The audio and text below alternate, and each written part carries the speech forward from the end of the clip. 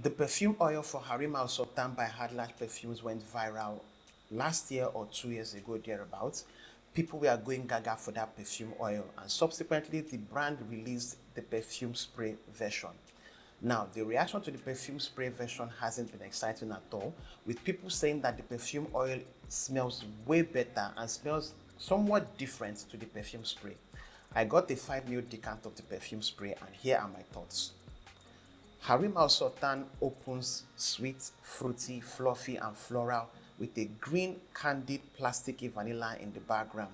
There's also a woody licorice accord in here that doesn't linger for long.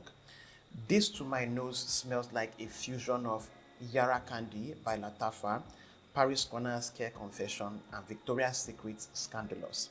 Now, with regards to Victoria's Secret Scandalous, I haven't smelled the actual perfume. What I've experienced is the perfume oil inspired by that perfume.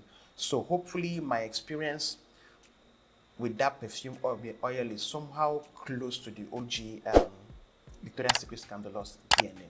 About 2 to 3 hours in, this settles into a sweet, slightly smoky, woody, candied vanilla scent.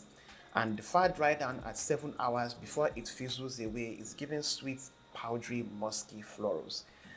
This is not giving me something to be excited about. It's very cute, but I'm not excited about it, basically, really. So if you like the perfume, that's fine. Personally, it's not my jam, and I'm looking forward to trying the perfume oil version to see maybe if that one smells better than this.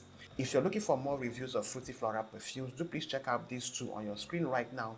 And that has been my review for Hareem Al Sultan by Khadlaj Perfumes.